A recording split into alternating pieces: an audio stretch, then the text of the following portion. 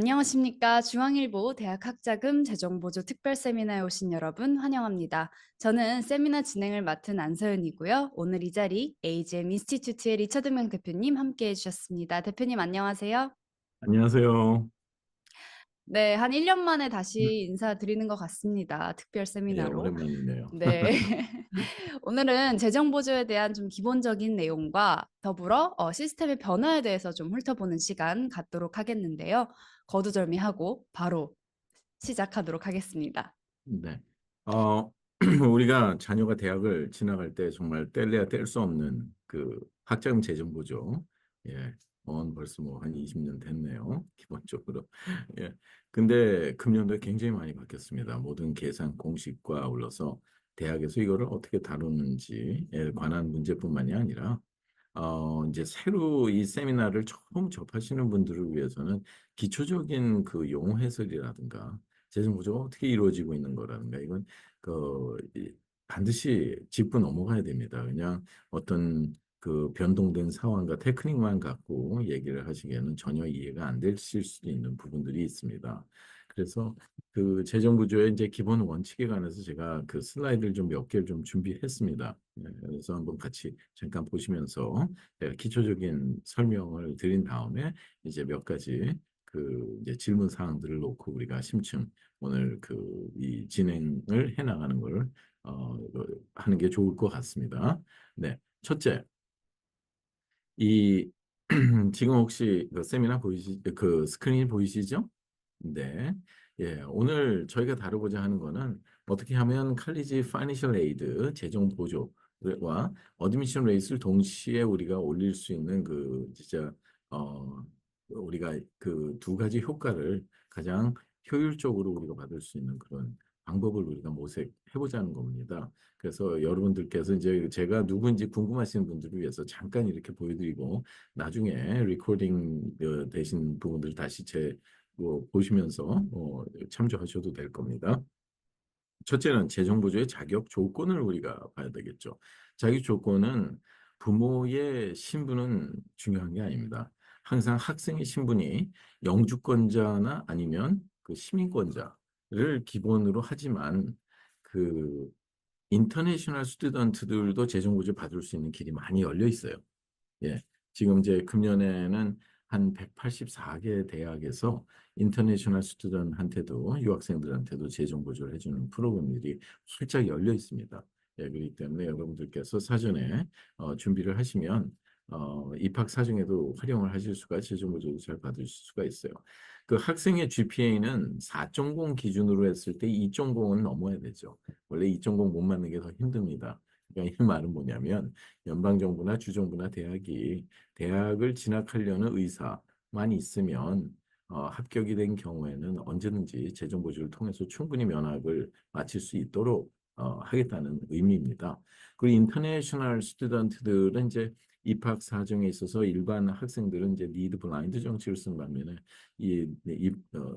인터내셔널 스튜던트는 이제 니드 어웨이 정책을 쓰는 데도 있고 니드 블라인드 정책을 쓰는 데도 있고 하기 때문에 조금 더 신중하게 그리고 또 전체적인 총체적인 측면에서 이제 접근해 가는 것이 훨씬 더 좋은 결과를 날 수가 있고요.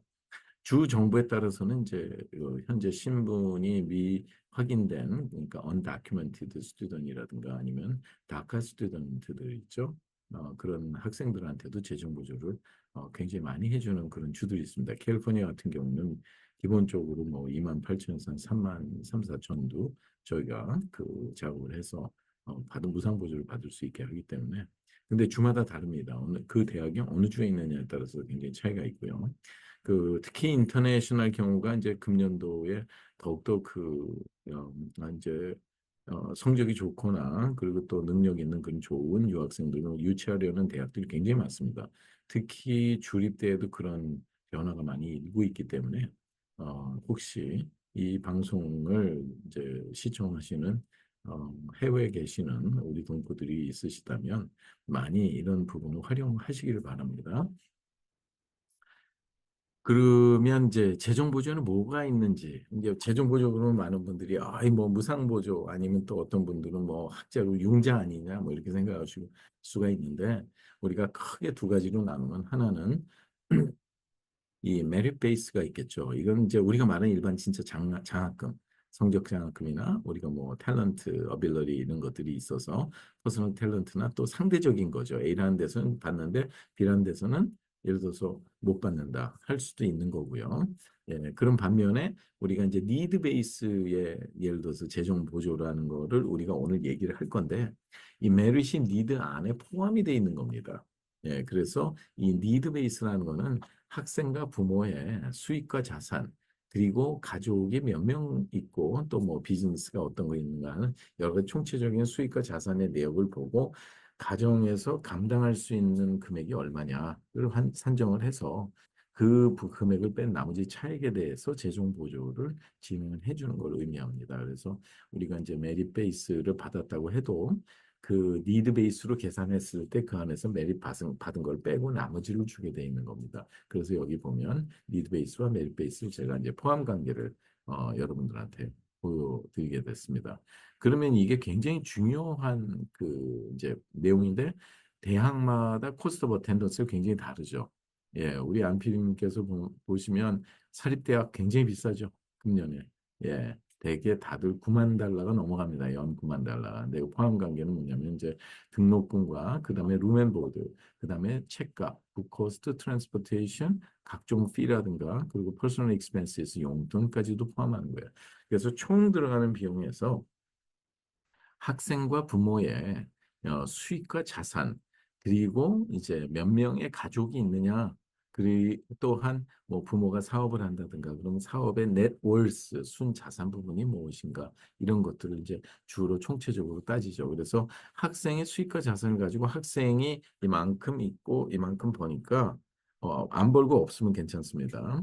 예, 하면 이만큼은 먼저 주머니 돈에서 먼저 부담을 해라 하는 게 스튜던트 컨트리뷰션 이라고 하고 나머지 있는 부분을 가지고 부모가 부담을 해야 되는 건 패밀리 컨트리뷰션이라고 따지는데 이게 합쳐져서 스튜던트 에이드 인덱스라는 금액이 산정이 됩니다. 이제 학생 재정 보조 지수 금액이라고 우리가 이제 요즘에는 얘기를 하는데 이전에는 우리가 EFC라고 불렀죠. Expected Family Contribution. 근데 연방 정부가 그거로 예산을 이제 조정하고 여러 가지 하는 간격에서 이제 상한선이 넘어섰어요. 자기들이 이제 조절해 갖고 좀 덜 주고 많이 주고 하는 그런 선이 넘어가는 데다가 연방 정부의 예산이 굉장히 떨어지는 바람에 아예 공식 자체를 바꿔서 전략적으로 대처하지 않으면 힘들기 때문에 아예 금년서부터 연방 정부가 바꿨습니다. 그래서 Student Aid Index 그러니까 SAI 금액이라고 그래요. 그래서 그거는 전체 총 들어가는 비용에서 이 SAI 금액을 뺀 나머지 차액이 바로 Financial Need 금액이라고 우리가 볼 수 있죠. 이게 재정보조 대상 금액이라고 하는 겁니다. 이 금액에 대해서 우리가 주립대를 가거나 사립대를 갈 때 과연 얼마를 분담을 우리가 할 수 있는지가 이제 계산이 되는 거죠. 주립대학에는 인스티튜션이 있거나 아웃 오브 스테이튜션, 그러니까 거주자 그 주에 해당 거주하는 학생과 비거주자로 나누게 되죠.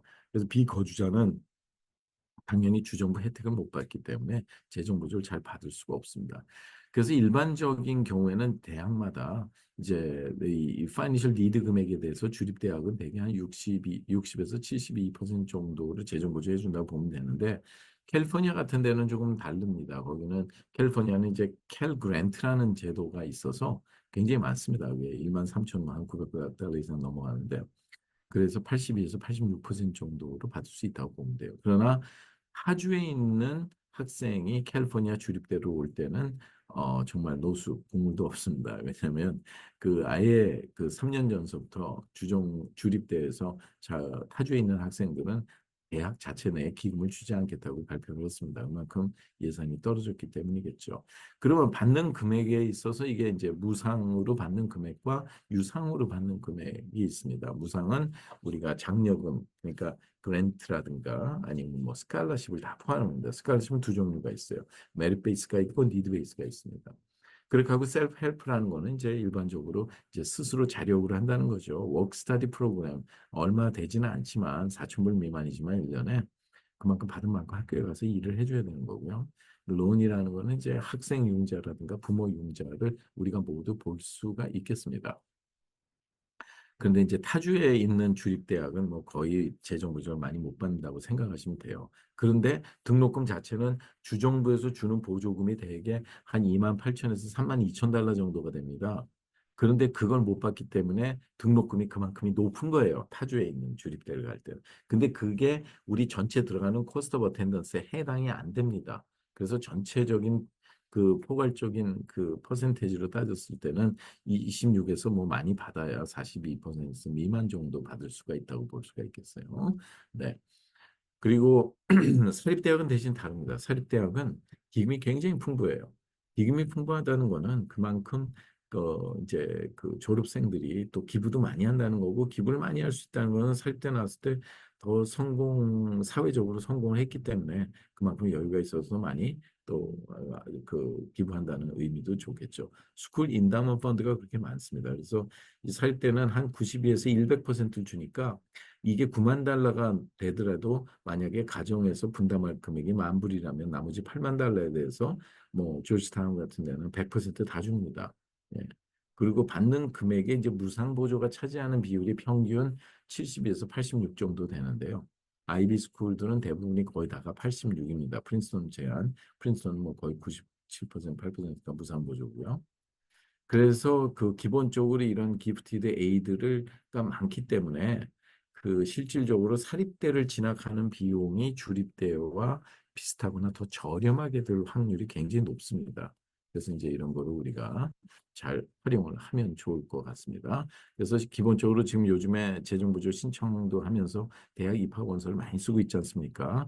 그 시기인데 이제 인스테이트 거주자 비용이 적용되는 주립대와 살대를 위주로 하시는 게 훨씬 더 입학사 중에 유리하다고 우리가 볼 수가 있고요.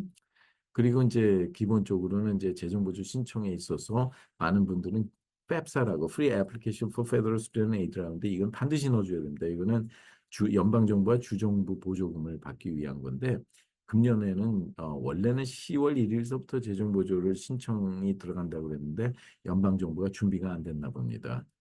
금년에도 내년 거를 이제 우리가 신청해야 되는데 작년에도 엄청나게 힘들었습니다. 그래갖고 뭐 신청 일자가 계속 지연이 되고 뭐 12월 말일서부터 시작이 되고 막 그랬던 적이 있습니다. 많은 오류가 났었죠. 금년은 12월 1일서부터 현재는 공표가 돼 있는 거고요, 시작이. 근데 이 팹사라는 거는 주정부와 아니 연방정부와 주정부의 보조금만 계산하기 때문에 그거는 굉장히 적은 금액이고요. 이제 사립대 같은 데서는 워낙 수만 달러에 달하는 재정 보조를 지원하기 때문에 팹사에서 넘어오는 그 금액만 갖고는 뭐 성에 안 찬다는 거죠. 그러니까 계산하기가 힘들다는 거죠. 자기네가 어떻게 4만 불, 5만 불, 6만 불, 8만 불까지도 계산해서 줄 수가 있느냐. 그래서 그리고 이제 그 외에는 이제 아이닥 시스템이라고 그래갖고 IDOC라고 그러죠. 이거는 이제 제출된 정보, CSS 프로파일 제출된 정보를 모두 베리피케이션 하는 시스템입니다. 그래서 거기로 이제 제출해 줘야 되는 서류도 많고 대학에 따라서는 자기 자체 내에 또 애플리케이션이 있는 경우도 있고요. 결과적으로는 인컴 베리피케이션과 익스펜스 베리피케이션을 동시에 합니다. 이렇게 할 수밖에 없는 게 인컴은 굉장히 적다고 그러는데 그 지출하는 게 인컴보다 훨씬 많은 경우에는 더욱더 의심이 갈 수가 있겠죠.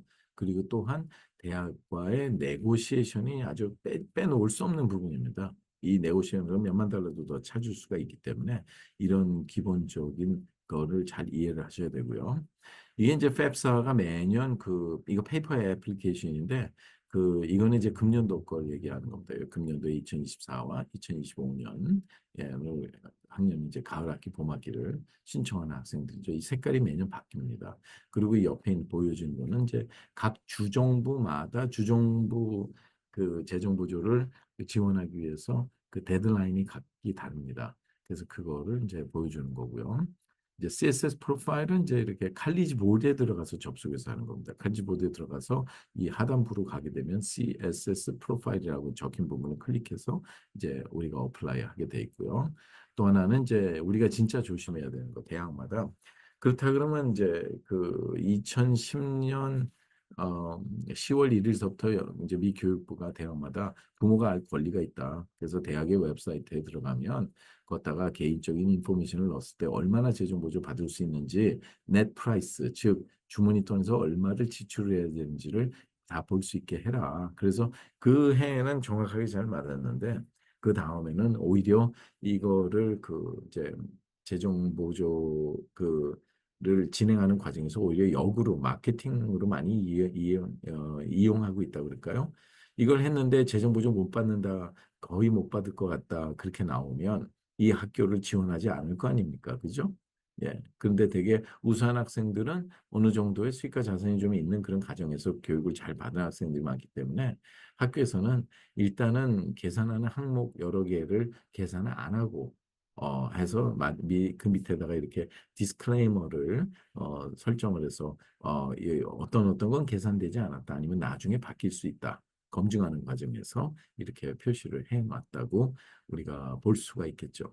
그래서 이제 그런 부분들이 우리가 이제 재정 부조에 있어서 기본적으로 우리가 좀 고려를 해봐야 되는 그런 부분이라고 볼 수가 있겠습니다. 예, 재정 보조에 대해서 기본적인 내용을 정리를 좀 해주셨고요. 그리고 심지어 이제 사립대학까지 아주 적극적인 지원이 진행이 되고 있다라는 좀 희망적인 내용 말씀해 주셨습니다. 근데 올해부터 좀 재정 보조 시스템이 많이 바뀌었다는 이야기가 나오고 있는데요. 좀 어떤 변동사항이 있을지 궁금합니다. 특히 공식에 있어서 굉장히 많이 바뀌었습니다. 이 공식을 간단하게, 물론 오늘 뭐 다 설명드릴 수는 없어요. 그러나 이 페이지를 나중에 좀 뜯어서 이렇게 보시게 되면 제가 스크린 쉐어하는 페이지가 이해가 좀 가실 겁니다. 이제 여러 가지 공식 자체가 바뀌었죠. 그러니까 계산하는 수익과 자산의 적용 범위를 바꿔서 예를 들어 제일 많이 바뀐 부분이 자산 부분입니다. 수입하고 자산 부분 중에서 이제 자산 부분은 전체적인 넷월스라는 거는 이제 있는 데서 빚을 뺀 그런 순자산이죠. 그 넷월스 합계가 13만 5천까지는 40%를 곱해줘서 그 40%가 해당이 어드저스트 넷월스라 그래서 부모의 인컴이 예를 들어서 뭐 3만 5천 뭐 501분 뭐 이렇게 넘어가게 되면 거기에 대해서 뭐 5.65%의 SAI 금액을 올린다든가 뭐 이런 내용들을 포함하고 있는 거예요. 그렇기 때문에 예전에 포함하지 않은 부분들이 많이 포함이 돼서 아무리 연방 정부에서 뭐 펠그랜트를 뭐 7천에서 뭐 8천 주겠다고 올려도 이 SAR을 뺀 금액을 받는 거기 때문에 이게 올라가 버리면 사실은 아무리 많이 준다 그래도 혜택을 받는 사람들이 줄어들겠죠. 그러니까 그렇기 때문에 기본적으로 이제 이런 부분들을 잘 신경을 쓰셔야 되고 또 하나 바뀐 게 있다면 이제 수입적인 면에서 계산하는 게 굉장히 차이가 나죠. 그 예전에 계산하지 않던 수입들, 특히 언택스트 인컴이라고 있습니다. 그게 뭐냐, 401k라든가 이따 설명 좀 드리겠지만 IRA 컨트리뷰션이라든가 이래서 세금에서 공제하는 부분들이 오히려 공제 안 할 때보다 공제함으로써 그때보다 더 SAI 금액을 올려서 공제하는 금액을 마치 자기가 학비로 쓸 수밖에 그러니까 쓰는 효과가 나게 그렇게 거꾸로 계산 공식을 확 올려버렸어요. 예, 그런 부분가 있고 이제 옛날에는 expected family contribution 그래서 family란 말이 들어갔죠. 그 말은 뭐냐면 만약에 가정에서 분담할 금액이 만 불 있었다. 근데 자녀가 둘이 동시에 대학을 등록한다 그러면 둘로 나눠서 5천, 5천. 그래갖고 연방 공식에는 그래서 재정 보조 대상 금액이 더 많아지게 해서 갈 때 그 금액을 합해서 한 명 갈 때나 두 명 갈 때나 거의 부담해야 될 금액이 같게 해놓은 방법이었는데 금년서부터는 그런 게 없어졌어요. 예, 한 명이 만 명이면 다른 학생도 만 명인 거예요. 만 불인 거예요. 그러니까 거의 예를 들어서 그 재정 부담이 굉장히 늘어났다고 우리가 생각해 보면 될 것 같습니다. 계산 방식, 뭐 공식, 좀 이런 핵심적인 변화에 좀 어디서부터 어떻게 접근을 해야 될지 좀 막막하신 분들이 계실 것 같은데요. 그중에서 특히 이미 기존의 재정보조 지원을 받고 계신 그런 가정에 달라진 부분이 좀 있을까요? 네, 그렇죠. 그 맨날 제가 이제 활용했던 그 슬라이드 중에 한 페이지를 다시 한번 좀 보여드렸으면 좋겠는데 바로 이런 겁니다. 우리가 인컴 부분에 있어서 이제 세금을 내는 우리가 인컴이 있고 세금을 내지 않는 인컴들이 있죠. 뭐 401k라든가 IRA 이런데 우리가 불이불하면서 세금에서 공제하는 부분들이 있습니다. 아주 그거를 이제 이번에는 철저하게 계산을 합니다. 철저하게. 그리고 본인들이 어쩔 수가 없죠. 왜냐하면 W2라는 그런 형식의 그 다 기재가 돼서 나오는 거기 때문에 뭐 아이템 넘버 12D라든가 12DD라든가 그게 IRS, DRT, 다이렉트 트랜스퍼 방식으로 다 넘어옵니다. 예, 그래서 오히려 그걸 하기 전보다 한 후에 더 재정 부담이 더 올라가는 그런 모양새가 되는 거죠. 그렇고 기본적으로 이제 예를 들어서 여기서 말하는 그 브로커리지 어카운트 똑같은 IRA가 있다고 그래도 인디비주얼 리타이먼트 어카운트라고 그래요. 이거 불입하면서 이제 은퇴연금 쌓잖아요. 근데 그게 예를 들어서 그 브로커리지 어카운트 안에 있을 때는 계산에 적용이 됩니다. 다 물어봐요. 그게 어뉴이티 안에 있는 IRA는 계산이 안 됩니다. 그건 연금 은퇴 자금이기 때문에. 근데 일반 브로커리지 어카운트에 있는 거는 IRA의 트리트먼트, 텍스 트리트먼트만 받는 거지 언제든지 본인이 컨트롤할 수 있다고 가정을 해서 좀 안 좋은 영향을 미치겠죠. 그리고 이제 여기서 우리가 고려해야 될 거는 이제 여러 가지 하우스홀드 사이즈라든가 학생이 다니는데 이제 뭐 대학원생이 같이 자녀로서 동시에 등록을 한다고 그랬을 때 옛날에는 여러 가지 그런 걸 좀 다 기준으로 해서 봤는데 금년도서부터는 좀 그런 거에 대한 혜택이 많이 없어졌다고 우리가 보실 수가 있겠어요. 예, 그런 변동 사항들이 많이 있습니다. 네, 그렇다면 이제 좀 더 구체적으로 들어가 보도록 하겠습니다. 현재 대학 진학을 코앞에 앞둔 12학년 학생들이 좀 재정 보조 관련 좀 고려해야 될 상황이 뭐가 있을까요? 네, 사실 뭐 12학년들이 제일 중요한 게 대학 입학원서 내는 거죠. 그리고 또 재정 보조 신청서 내는 일 아니겠습니까? 그죠? 예. 근데 이제 뭐 아시다시피 영어를 잘한다고 비즈니스 잘하면 왜 다운타운에 홈리스가 있어요. 그죠? 꿈도 영어로 꾸는데. 예. 그 학생들이 아무리 영어 여기서 태어나고 영어를 잘한다 그래도 이 수익과 자산에 관한 그런 서류를 보는 그런 터미널로지에 대한 이해도 없고 부모님이 끼지 않을 수도 없고 마지막에 제출할 때도 부모님이 또 그걸 컨펌을 해줘야 되는 겁니다. 그러니까 아무리 학생이 제출해도 책임은 부모한테 있는 거죠. 그런데 학생들이 더 잘 알아야 될 게 이제 오늘 제가 좀 심층적으로 조금 더 자세히 말씀드릴 그 입학 사정에 관한 거, 이 얘기입니다. 지금 이제 12학년을 요번에 그 이제 올라가면서 아니면 11학년 때 아이를 대학 보내는 거를 이제 준비를 하신다 그러면서 사실 그 입학 원서가 어떻게 생겼는지도 모르는 분들이 있어요. 네. 근데 그중에서 성적 부분은 뭐 다 어차피 뭐 입력을 하고 여러 가지 하고 에세이도 하지만 여기서 말하는 이제 예를 들어서 이게 커먼 애플리케이션의 이제 스크린샷들을 제가 좀 뜬 거거든요. 근데 여기 에듀케이션 섹션을 들어가 보면 이 예를 들어서 그 밑에 언어스가 나와요. 그래서 그 언어스를 클릭을 하면 이 밑에 레벨 오브 레코그니션 해갖고 그 어치먼 레코드를 넣게 돼 있습니다. 예, 요걸 좀 풀어서 설명을 해드려야 돼요. 왜 여기에 이게 어느 몇 학년 때 스쿨 레벨이냐, 스테이시나 리저널 레벨이냐, 내셔널이냐, 인터내셔널이냐, 왜 이거를 했냐면 우리가 입학사정에서 사실 그 스파이크라는 단어가 있어요. 입학사정관들이 쓰는. 그래서 이게 하드 스파이크냐, 소프트 스파이크냐, 하드 스파이크는 워낙 특출해갖고 뭐 피직스건 뭐건해서 엄청나게 올리는 거고 그래서 얘는 아주 디스팅귀시 된 거예요. 근데 그런 학생들 많지 않잖아요. 예, 대부분이 보면 이제 뭐 중상 뭐 여러 가지 해갖고 그런 학생들은 어떻게 하면 이제 예를 들어서 뛰어나게 할 수 있을까? 그리고 그 아이를 평가하는 기준이 성적만 갖고 하는 게 아니라 어떤 레벨의 그 어치먼 레코드가 있냐 되게 중요한 거죠. 그게 점수로 다 환산해서 나가는 다고 우리가 볼 수가 있는 거예요. 그래서 그 환산해서 우리가 이제 나간다고 우리가 볼 때 기본적으로 알아야 될 입학 사정의 내용이 있어요.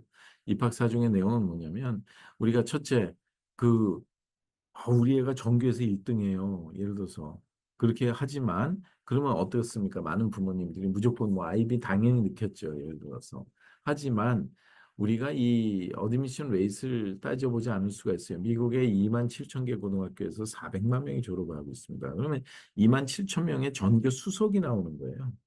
2만 7천 명의 차석이 나오고 편집국장 나오죠. 또 학생회장 나오죠. 다들 자기가 넘버원이나 마찬가지예요. 생각하기에는.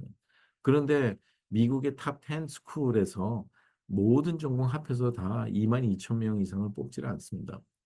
그러니까 그 조그만 차이에 우리가 등락이 좌우되는데 예를 들어서 우리가 여기에 이제 그 보면 이 이제 뉴욕 유니버시티를 한번 우리가 볼 수가 있죠. 많은 사람들이 인기가 있는 학교 중에 하나인데 우리가 2026년도에 졸업할 예정인 그런 학생들이 있죠. 지금 이제 2024니까 지금은 대학교 2학년. 그 학생들이 들어갈 때는 12.2%였는데 계속해서 이렇게 8% 이제 안정권에 들어온 거예요. 8%로. 원래는 그 전년도가 16% 그리고 그 전년도가 28.6%가 그랬었어요. 그러면 우리는 여기서 뭐 4.2%가 합격률이 떨어졌구나 이렇게 생각할 것 같아요. 사실 그렇지 않습니다. 12.2분의 4.2%라면 실질적으로는 자체적으로 34% 거의 35%가 예를 들어서 합격률이 하락했다고 볼 수가 있는 거예요. 그러니까 나와 같은 학생들이 너무 많다는 거예요. 그러면 이제 그거를 어떻게 아웃스탠딩하게, 디스팅기시하게 우리가 입학 사정을 준비할 수 있냐에 따라서 아니 입학 사정에서 예, 굉장히 우리 학교에 등록해주기 원하는 학생들은 당연히 뭐 재정보조 잘 줄 거 아닙니까, 그죠? 예, 그러니까 에버리지라는 게 나오는 거죠. 그래서 이제 전체적으로 우리가 알아야 게 입학 사정이 어떻게 이루어지고 있느냐. 아마 어드미션 프로세스에서 우리가 크게 아이를 대별해서 보는 부분이 있어요. 하나는 어캐더미 인덱스 학업 지수라고 해서 성적으로만 따지는 게 있고 이제 엑스트라 커리큘러 액티비티 이건 뭐냐면 한쪽에 편중된 교육 받는 걸 싫어한 거예요. 골고루 전인적인 교육을 받았냐 하는 거죠. 그러니까 엔지니어링 전공하는 애들이 뭐 밴드도 하고 오케스트라도 하고 뭐 디베이트도 하고 하는 그 이유가 있는 겁니다. 그런데 제일 중요한 게 이제 요즘에 대두되고 있는 것이 바로 이 퍼스널 퀄리피케이션이에요. 예. 그래서 이 퍼스널 퀄리티는 어떻게 사회적으로 영향을 소셜 임팩트로 한 어치먼 레코드가 있느냐를 내가 뭘 공부하겠다는 학문적인 그 레벨 오브 인터레스트랑 결부를 시켜야 되는 그런 문제죠. 그런데 이거를 우리가 이제 예전에 지금은 이제 여러분들이 이거 쉽게 찾을 수 있는 데이터는 아닌데 그 이제 그 칼리지보드에서 구분을 하기를 한 17가지 정도로 입학 사정 요소를 그 나눴어요. 그리고 이 학교가 금년도에 어떤 부분을 더 중점적으로 볼 거냐 하는 것들을 다 구분을 하는 겁니다. 근데 이런 내용이 어디다 들어가 있나요? 애플리케이션에 들어가 있는. 그런데 대학마다 설립된 교육 이념과 철학이 다 다르거든요. 여기서 말하는 very important admission factor라는 건 여기에 해당하는 내용들을 거의 굉장히 중요하게 4, 50%의 비중을 가지고 보겠다는 거고, 그 다음에 important 하다는 거는 한 3, 40% 하고 이게 다 같을 때 consider 해보겠다는 그런 거거든요. 그러니까 이렇게 이거를 quantify 시켜서 우리가 qualify와 quantify는 틀린 거니까 퀀티파이 시켜서 비교를 해보면 이 학교가 어떤데 어떤 학생을 선호하고 있는지를 볼 수가 있죠. 노스웨스턴과 유니버시티 시카고는 20분 떨어져 있지만 평가하는 방식이 전혀 다릅니다. 전혀 반대예요. 예를 들어서. 그 말은 뭐냐면 어떤 학생이 유니버시티 시카고로 어플라이를 거기에 맞게 애플리케이션을 쓴 거를 입학원서를 노스웨스턴에 내면서 그대로 카피를 해서 똑같이 작성을 했다면 둘 중에 하나는 떨어지기가 쉽다는 말씀을 드리는 겁니다. 그래가고 코넬이나 유펜 같은 데를 이제 동시에 어플라이하는 학생 많아도 동시에 합격한 경우가 없는 게 그 조그만 차이에 이렇게 큰 입학 사정에 예를 들어서 합격 불합격이 결정이 될 수 있다는 점에서 굉장히 신중해야 된다는 것을 말씀드린 거고요. 그리고 제일 중요한 게 이겁니다. 텍소노미. 텍소노미 뭐냐면 뭐 건축학에도 텍소노미가 있어요. 뭐 재료공학에도 텍소노미 이게 분류하는 방법이거든요. 그런데 예를 들어서 지금 UCLA 같은 경우에 한국에서 얼마나 좋아요. 그런데 UCLA 미국에서도 이 캘리포니아가 워낙 땅덩어리가 크니까 여기 어플라인 학생들이 1년에 15만 명이 넘어요. 그런데 입학사정관이 아무리 대학이 커도 한 명이 이거 그러니까 한 학생을 검토해서 판단하는데 걸리는 시간 대강 한 7분 정도 걸립니다. 그거를 한 30여 명 정도밖에 없습니다. 아무리 커도. 그 사람들이 1차 사정, 2차 사정, 3차 사정까지 보려면 2만 5천 명 이상을 보기가 힘듭니다. 그러면 15만 개의 애플리케이션 중에서 2만 5천 개를 이 입학 사정관의 트레이에다가 올려놔야 되지 않습니까? 그죠? 그 속아내는 과정을 우리가 텍소노미라고 하는 거예요. 그런데 이거를 정확하게 형평성을 따지고 우리가 요즘엔 AI로 하지만 형평성을 따져서 하기에는 이거를 이제 표준화 작업을 해야 되죠. 그래서 제출하는 모든 애플리케이션을 점수로 바꿔줍니다. 예, 미국에서는 모든 이런 방식을 동일하게 쓰고 있어요. 그래서 그거를 우리가 쓰게 되니까 이렇게 뭐 GPA가 4.0 기준으로 했을 때를 보죠, 되게. 예, 웨이티드 GPA는 아무래도 4.0 기준으로 했을 때 3.85에서 4.0이면 10점을 주고 뭐 이런 방식입니다. 대학마다 조금 차이는 있을 수가 있어요. 그런데 뭐 3.7에서 3.84 사이면 9점을 주고 뭐 AP를 5개 이상 들었다 그러면 7점을 주고 이런 것들입니다. 근데 여기서 1점 차이에는 7천에서 8천 명, 하물며 1만 명 이상의 목이 날아갈 수도 있어요. 예. 그렇기 때문에 이 신중해야 되는데 이제 이렇게 하다 보니까 성적에만 매이는 경우가 많아요. 그래서 막 9학년, 10학년 때 미국에서 한국에 뭐 강남 2호선역 있는데 신논현역이라든가 그런데 가면 유학 골목이 있거든요. 뭐 한 800개씩 모여 있는. 근데 가서 돈 1,000만 원씩 예를 들어서 하고서는 뭐 성적 올렸는데 3.72 맞던 애가 3.82를 맞았다 그러면 아무 점수가 안 올라가는 거예요. 근데 그 중요한 시기를 진짜 입학사정하는 준비해야 될 걸 다 놓쳐버리는 그런 어처구니 없는 결과들이 나기 때문에 제가 이 슬라이드를 계속해서 매년 공유를 하는 이유가 그런 걸 계몽하기 위함입니다. 그런데 이미 10학년, 11학년이 됐다면 그동안에 들었던 과목 수들이 있기 때문에 GPA가 잘 안 올라갑니다. 그죠? 그러니까 성적은 중요하게 생각해야 돼요. 특히 SAT가 제일 중요하지만 AP보다는 오히려 요즘에는 일단은 이거 말고 우리가 non academic side가 있죠. non academic side에서는 내셔널이나 인터내셔널의 네 군데 이상의 significant achievement이 있으면 5점을 주고 스테이시나 리저널에 세 군데 이상의 그 큰 achievement 있으면 4점 아니면 significant area에 두 군데 이거는 자기가 선정하는 거지만 크게 분류를 해보면 리더십 사이드와 리서치 사이드가 있어요. 예. 그렇기 때문에 이따가 잠깐 또 얘기하겠지만 리더십을 통해서 리서치를 입증하기는 힘들지만 리서치를 통해서 이 둘 다 입증하기는 더 유용하다고 볼 수가 있고요. 여기서 이렇게 3점 정도 우리가 맞았다 그러면 퍼스널 퀄리티 점수가 나옵니다. 이게 clear evidence of an excellent interpersonal qualities 에서 나오기 때문에 그게 동시에 얻으니까 그렇게 되면 뭐 7점이면 어마어마한 거죠. 왜냐면 마이너리 유학생들은 힘내시면 돼요. 유학생은 마이너리예요. 마이너리는 무조건 5점을 주고 들어갑니다. 예. 그렇기 때문에 근데 한국, 일본, 중국, 인도는 마이너리가 아니에요. 일반적으로 우리가 영주권자 이상은요. 예. 추천서도 다 이렇게 점수로 바뀌게 돼 있어요. 어떤 단어가 들었냐에 따라서 one of our very best this year or in an exceptional group of seniors 이런 말이 들어가면 한 5점 정도 되고 뭐 strongly recommended, 뭐 enthusiastically recommended, 적극 추천한다면 4점이고 뭐 이런 식입니다. 에세이도요. 중요한 거 학원 같은데 함부로 맡기면 큰일 나요. 예, 예, 예를 들어 거기 이제 비즈니스잖아요. 그러니까 아무리 유명한 원장이 있어도 담당할 수 있는 거는 한 6, 7명 정도밖에는 볼 수가 없습니다. 예. 근데 막 일반 학생들을 해서 한다는 거는 이 학생 거를 이쪽으로 옮겨서 베낄 수도 있는 거 굉장히 중요해야 된다는 말씀을 드리는 거예요. 그리고 예를 들어서 하버드 에세이 봐줘야 되는데 예를 들어서 무슨 커뮤니티 칼리지 나온 학생이 봐줄 수가 있겠습니까? 예, 그런 여러 가지가 있겠죠. 예, 우리가 자세히 신중하게 하시라는 겁니다. 예, 그하고 일단 입학 사정이니까 제가 말씀드렸던 거는 12학년들이 제일 신경 써야 되는 것이 우선 재정이라는 거는 부모하고 풀어야 되는 문제고 이 학생 쪽에 있어서는 입학 사정이 제일 중요하다 보겠죠.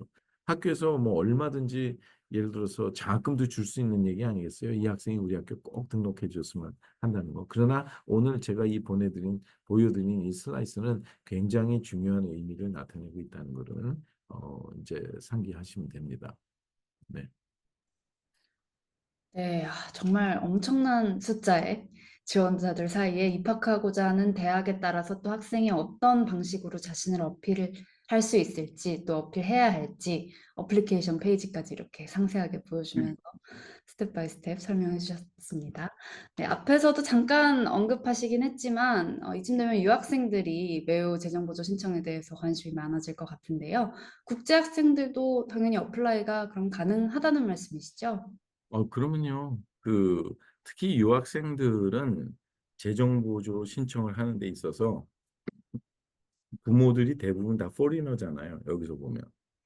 그러니까 이쪽에서 본인들이 다 알리지 않으면 알 수 있는 부분이 굉장히 제한되어 있습니다. 예. 그렇기 때문에 그거를 어떻게 서류를 꾸미느냐에 따라서 다른데 일반적으로 유학생들은 재정 보조 받을 수 있는 길이 굉장히 좀 제한이 돼 있죠.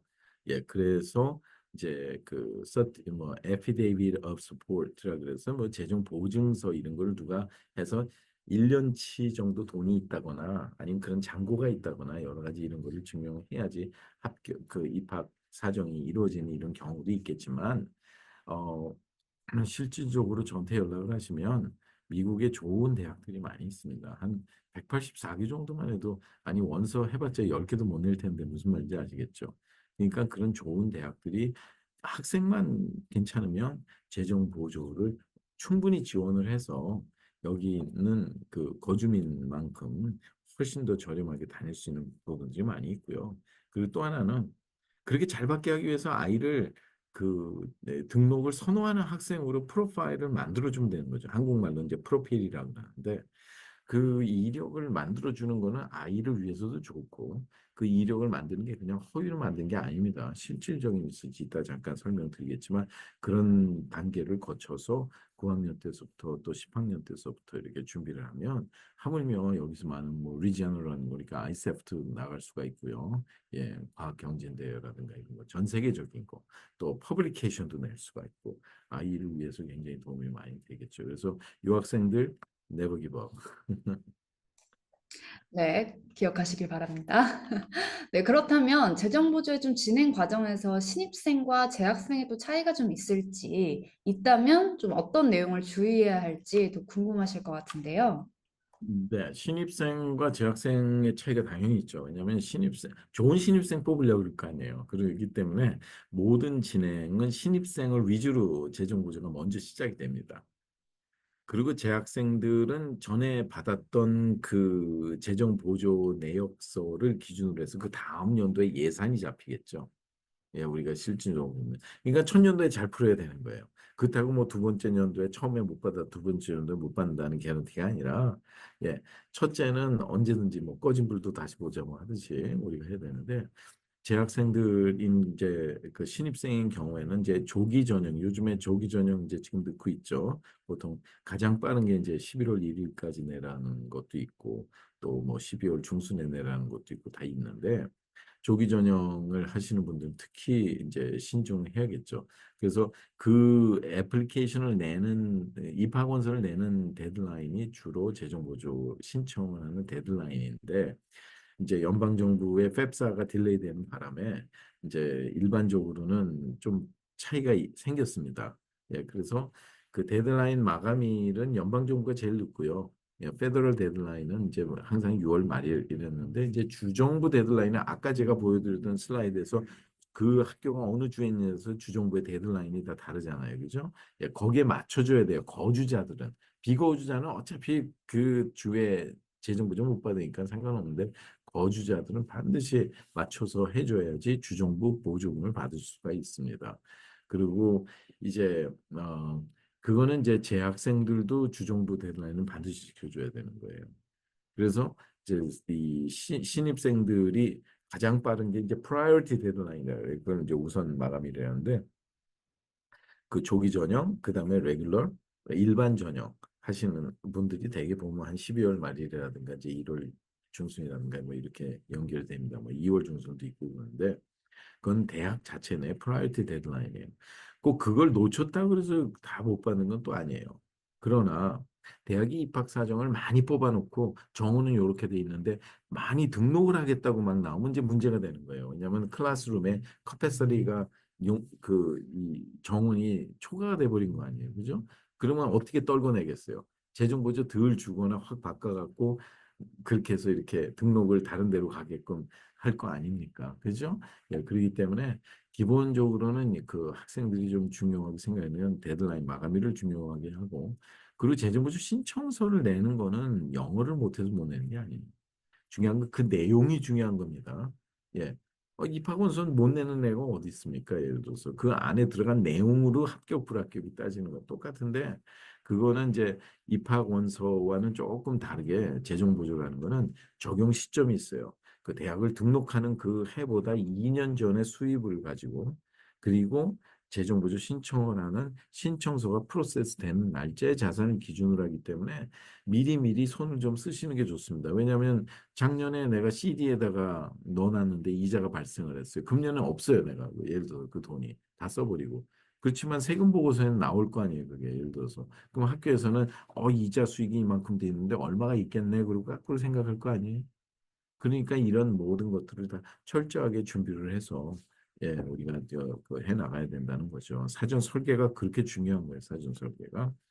네, 그래서 그런 부분이 아마 이제 신입생과 재학생의 차이가 있고 마지막으로 그 신입생 같은 경우에는 재정 보조가 언제 보통 나오냐면 한 3월 중순서부터 5월 초순 사이에 재정 보조의 파이널 마지막 내역서가 나오고 재학생은 그 바로 후에 나옵니다. 그러니까 신입생을 먼저 프로세스를 시키고 재학생을 한다고 보시면 되겠어요. 그래서 재학생은 잘해야 됩니다. 나중에 어필을 하는 데 있어서 그 시차적으로나 여러 가지 그 처리할 시간들이 굉장히 신입생보다는 굉장히 조금 더 불리하다고 볼 수가 있겠죠.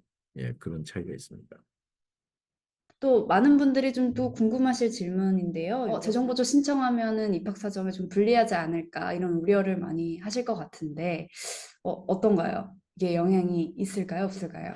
뭐 10분이면 10분 다 그렇게 맨 처음에 만나면 얘기를 하세요. 근데 자, 재정보조가 많이 필요하다는 것 때문에 입학 사정에서 불합격을 했어요.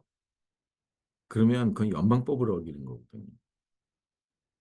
그렇죠. 왜냐하면 어떤 학생이 나는 여기 이 학교에 분명히 나는 합격할 수 있어. 그리고 연방 보조금, 주정부 보조금만 받아도 이 학교를 반드시 졸업을 해서 내 면학의 꿈을 키울 수가 있는데 내가 재정 보조가 많이 필요하다. 우리 가정이 어렵다는 것 때문에 입학 사정에서 배제가 됐다면 그건 연방 보조금을 받을 수 있는 자격이 돼 있는데도 불구하고 예.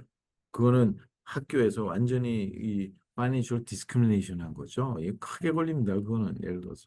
이게 예. 차별 금지가 돼 있군요. 그렇죠. 그렇기 때문에 재정보조 신청을 하게 되면 웹사 같은 경우는 그 학교 코드를 넣은 다음에 그 연방 정부에서 그 데이터를 그 코드가 있는 학교들이 다 내려서 받습니다. 내려봤는데 그 앞부분만 받는 게 아니라 그 학교의 코드까지 어느 학교를 지원했는지 그 코드까지 다 내려받는다는 걸 아셔야 돼요. 그 전략적으로 밖으로 그 이용을 해야 돼요. 그런 거를. 그래서 재정 보조를 비슷하게 잘 주는 학교끼리 이렇게 배치한다 그러죠. 잘 묶어서 해줘야 돼요.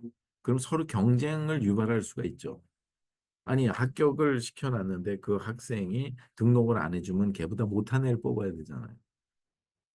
그러니까 학교에서는 얘가 이 학교에 넣었구나는 알지만 이 학교에 합격했다는 건 모르는 상태에서 딱 보니까 얘가 왜 또 케이스 웨스턴 넣었지? 근데 거기는 이 재정부 우리 이 재정 상황에 우리보다 한 5천 불을 더 줘. 그러면 한 8천 불 장학금 준다고 해야 되지 않아요? 그래야지 동일하게 경쟁이 되는 거 아니겠어요? 이런 전략적인 대학 선택도 무지하게 중요한 거고 또 하나는 이렇게 그러기 때문에 이제 애플리케이션을 넣었을 때 그걸 학교에서 다운로드를 받아도 이 모두 다 XXX 이렇게 표시가 돼 있습니다. 그래서 부모 자체도 못 봐요. 아예. 그 펩사 이걸 하게 되면 이제 옛날에 이제 SAI 그 풀 리포트가 나오는데 프로세스가 되면 거기에 합격 단추를 학교에서 누르기 전까지는 내용이 안 보입니다. 그게. 예. 그렇기 때문에 그 그런데 이제 중요한 부분들이 있죠. 뭐냐면 사립대학교나 이런 애플리케이션은 당신 부모가 얼마나 보조해 줄 수 있을 것 같냐. 이거 꼭 물어봐요.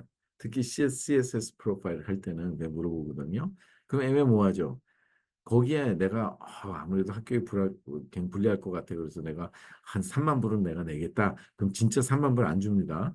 예, 그 액수만큼 안 줘요. 예, 분명히 말씀드릴게요. 그럼 아, 거기에 정답은 뭐냐? 예. 그러면 SAI 금액을 따로 계산해서 그거보다는 조금 적게 적으면, 한 10% 적게 적으면, 그거는 양심적이라고 우리가 보겠죠. 근데 그 적을 때도 내가 이제 자산이 얼마 있냐, 뭐, 은행 체킹 그냥 얼마 있냐, 그럼 뭐, 3,000불밖에 없다 그러면 맨날 뭐 굶고 사는 거예요. 예를 들어서. 예? 그럼 몰기지 낼 돈도 없다고. 그럼 몰기지 어떻게 냈냐 이거지. 예를 들어서. 뭐 시부모님이 도와줬어요. 그러면, 금년에 내년에도 도움 받으실 수 있겠네. 그럼 그만큼 빼고 줘요. 예를 들어서. 그러니까 말 한마디에 천냥만냥이 왔다 갔다 하는 거고 정확하게 우리가 그 내용을 알고 해야 되려면 경험도 많아야 되는 거고 예를 들어서. 예. 그래서 재정보조와 입학사정 간에는 커다란 어떤 영향을 주지 못하게 돼 있다. 근데 예, 방법을 좀 가르쳐 드릴 수는 있어요. 뭐 기분 좋으면 있다가. 예. 네, 뭐 정말 다행히도 네, 그 많은 분들이 불안해하시는 부정적인 영향이 있는가에 대해서 그것은 전혀 영향이 없다. 하지만 이제 과정에 있어서 전략적인 접근이 필요하다. 이렇게 정리를 하면 될까요? 예, 그렇죠. 입학 사정에 재정 보조 신청 여부가 절대로 영향을 줄 수 없다는 거는 그거는 확실합니다. 예. 알겠습니다. 그러면 이제 조금 지금까지의 내용을 좀 요약을 해보겠습니다. 중요하지 않은 정보가 없었는데요. 그래도 이렇게 핵심적인 재정 보조를 성공적으로 받기 위한 방법을 요약해 본다면 어떻게 해주실까요? 그러면 원론 쪽으로 갈 수밖에 없어요. 아주 쉽게 설명을 드릴 수가 있는데, 한번 요 화면을 한번 보시죠. 몇 개 슬라이드 정도를 준비했어요. 근데 여기 보면 전체 총 들어가는 비용 말씀드렸죠. 코스트 오브 어텐던스, 그죠? 예, 등록금, 룸앤보드, 기숙사비, 이거 리드맨 블루스가 아니에요. 북 코스트 그리고 또 책값, 트랜스포테이션 교통비, 각종 피라든가 퍼스널 익스펜스까지 포함된 총 비용에서 우리가 이제 이렇게 책정이 된단 말이에요. 이 스튜던트 에이드 인덱스라는 금액이 계산이 되는데 공식이 세 가지가 있습니다. 연방 공식이 있고 이제 일반 사립대에서 쓰는 인스티튜셔널 메서덜러지가 있고 또 사립대 중에서도 좀 구분이 돼서 컨센서스 메서덜러지 쓰는 데가 있는데 이 실질적으로 우리가 해야 될 거는 뭐냐면 이 파이낸셜 니드 금액이 많을수록 좋겠죠. 이게 재정보조 대상 금액이니까. 그러면 기본적으로 어떻게 해야 되냐면 이 금액을 낮출 수 있어야 되잖아요. 그 사전 설계라는 거는 사실은 이제 두 가지 측면입니다. 세 가지 측면을 볼 수 있어요. 하나는 주머니 돈에서 나갈 돈을 줄이는 거. 그걸 어떻게 합법적으로 설계를 할 거냐. 수익과 자산 부분에 대해서. 그리고 재정보조 대상 금액에 대해서 재정보조를 많이 해주는 대학을 선정하라는 거죠. 재정보조 안 주는 데만 골라서 어플라이를 하면 재정보조 잘 받을 수가 없겠죠, 당연히. 예. 그리고 셋째는 아무리 내가 잘해도 대학이 잘못하는 데는 또 어쩔 수가 없어요. 대학이 아예 정확하게 해서 나온 것 같지만 10케이스 중에 8, 9케이스가 한 3천 불 이상이 잘못 나온다는 걸 알고 계셔야 돼요. 1년에. 예, 그래서 그거를 어떻게 현명하게 전략적인 방법으로 어필을 통해서 우리가 제대로 된 평균치만큼 편파적이지 않게 우리가 받게 조정할 수 있느냐 이걸 굉장히 우리가 세 가지 방면에서 우리가 요약을 해 봐야 되고요. 그리고 또 하나는 이제 기본적으로 이 이제 요거는 뭐냐면 팹사 애플리케이션의 페이퍼 버전이 있는 거를 제가 약간 스크린샷을 한 거예요. 했는데 옛날에 계산하지 않았던 뭐 별게 다 있습니다. 뭐 untaxed portion of IRA. 예, 예를 들어서 distribution, 뭐 IRA rollover into a qualified plan, 뭐 이런 거 이제 untaxed portion of IRA는 건 beneficiary IRA 같은 걸 얘기하는 거고, untaxed portion of pension 비슷한 거고, 여러 가지 pension rollover into qualified plan 이런 것들 굉장히 다 중요한 건데 이거를 어떻게 테크니컬하게 하느냐에 따라서 다른 거고요. 이런 거를 하셨던 분들이 보통 1099, 다시 R이라는 서류를 받는데 그런 분들은 사실은 IRT 다이렉트 트랜스퍼 방식보다는 매뉴얼리 인풋하는 방식으로 하셔야지 불이익을 좀 피해갈 수 있는데 그건 좀 더 테크니컬한 거기 때문에 그런 분들은 직접 따로 전화를 저한테 연락을 주시는 게 좋겠습니다. 예, 그리고 이거는 그 학생에 관한 거, 학생도 이런 거를 작년까지 재작년까지는 묻지는 않았습니다. 근데 금년서부터 이렇게 모든 거를 자세하게 묻는 거는 묻는 건 뭐예요? 기재라면 계산하겠다는 거죠. 예. 아니 계산 안 하는데 물을 이유가 없지 않습니까? 그죠? 예. 그래도 묻는 질문이 많아진 거예요. 말은 어떻게 공부하냐면 너무 간단하게 됐다고. 뭐 한 2, 30개 문제만 있어도 다 제출이 가능하다고. 그러니까 자동으로 넘어오겠는데 본인도 어떤 데이터가 넘어온지는 모르는 거야. 예를 들어서. 근데 그 전에는 한 103개 문항 정도 됐었거든요, 팹사가. 근데 지금 넘어오는 문항이 한 128개, 130개가 넘는다는 걸 아셔야 돼요. 예. 오히려 거꾸로 해석을 하는 게 옳을 수도 있다는 말이죠. 예. 그래서 우리가 이제 그런 거를 이제 자세하게 우리가 보는 거는 되게 중요한 일이고요. 그리고 이제 조금 더 깊이 제가 좀 설명을 드리면 이 팹사 애플리케이션에서 그 마지막 페이지에 가면 요 부분이 있습니다. 그 에셋이란 말을 여기는 모두 다 인베스트먼이라고 통용을 해요. 그래서 계산하는 자산이 있고 계산하지 않는 자산이 있습니다. 결과적으로는 계산하는 자산을 계산하지 않는 자산으로 우리가 예를 들어서 이렇게 구분해 갖고 재편성했는데 여기 보면 investment also include 그리고 학자금 재정 보조를 위해서 본인이 저축하는 플랜들이 있거든요. 이거는 일반 자산보다는 한 500% 정도 SAI 금액을 올려준다고 생각하시면 됩니다. 그것부터 쓰게 하기 위해서 재정 보조를 거의 못 받. 차라리 거기서 일부 늘어난 부분이 있으면 그걸 인컴 텍스 내고 페널티 텍스를 낸 다음에 차라리 그거를 그러니까 없는 게 훨씬 더 도움이 될 수도 있다는 거예요. 예, 근데 그런 걸 가지신 분들은 자기의 인컴 텍스 브레킷에 따라 다르기 때문에 따로 별도로 연락을 주시는 게 더 안전한 방법이라고 우리가 볼 수 있고요.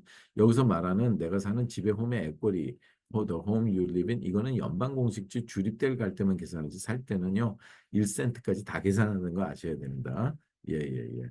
그리고 여기서 말하는 리타이먼트 플랜도 이게 전부 다 브로커리지 어카운트에 있는 것들 그런 건 다 계산이 되는 거예요. 예. 아까 다 그 묻는 이유가 계산하겠다는 거 아닙니까? 그죠? 그러고서는 계산 여기 안 한다 이런 식으로 눈 가리고 아무 식으로 해놨는데 그리고 이거는 실질적인 케이스입니다. 이 가정이 이건 제가 직접 핸들을 했던 건데 4인 가족이 한 명이 대학을 가는데 부모가 LLC라는 조그만 뭐 요한회사 같은 걸 갖고 있어요. 그 애뉴얼 인컴이 연인컴이 14만 불이었거든요. 아빠 엄마 해갖고. 그런데 이거를 합법적으로 공제를 했어요. 제가 66,500을 공제할 수 있게 이 회사 LLC 안에다가 코퍼레이트 트러스트를 설치를 하고 글로 다 돌려서 그 자산의 오너는 그 플랜이지 본인이 아니게 되게 그렇게 해서 73,500으로 떨어뜨렸더니 세율이 30%에서 20%로 떨어지고 그래서 그거를 14년 동안 만약에 부모가 그 돈을 계속 놔뒀다고 했을 때는 예를 들어서 거의 텍스 세이빙만 한 30만 9천 달러 정도를 예를 들어 조절을 할 수 있게 해놨고 그리고 이제 조지타운을 직접 갔는데 이 학생이 이전에 있었을 때 계산을 해보면 실질적으로 재정 보조를 44,272불밖에 못 받은 상황에서 우리가 이 설계를 통해 갖고 7만 5천 불이나 받겠어요. 주주타운에 한 9만 불 나오거든요. 그러면 뭐 주머니 돈 한 16,000 정도만 내면 이 학교를 가게 만들어 놓은 거예요. 그 전에는 46,900 거의 47,000달러 내야 가는 거를. 그래서 주머니 돈을 3만 달러 이상을 절약을 해서 4년 동안 계산을 해보니까 약 12만 3천 달러가 절약이 된 겁니다. 그러니까 여러분들이 잘 생각해야 될 게 내가 어떻게 사전에 점검을 해갖고 그걸 어떻게 조금 잠깐 플래닝을 내가 어떻게 하느냐에 따라서 4년 동안 아이 하나당 10만 달러가 달라질 수도 있다는 걸 아셔야 돼요. 그런데 들어가는 시간이 10시간이 들어갔다면 시간당 예를 들어서 얼마짜리가 돼요? 12,000달러짜리가 된 거죠. 그죠? 예. 12만 3천 달러를 4년 동안 절약을 했으니까 거기에다가 텍스 세이빙만 해도 지속적으로 이 플랜이 그대로 가는 이상 14년 동안 30만 달러 이상을 절약했으니까 어마어마한 차이가 난 거예요. 근데 그거에 실질 부속된 게 바로 이 분입니다. 이 가족인데 이 가족이 예서 66,500을 공제를 할 수 있게 Defined Contribution Plan과 Defined Benefit Plan을 예를 들어서 있는데 어떤 분들은 이거 하이브리드 시켜서 코퍼레이트 트러스트 하는 경우도 있고 Defined Benefit Plan 하나만 갖고도 해서 세금도 엄청나게 절약을 했어요.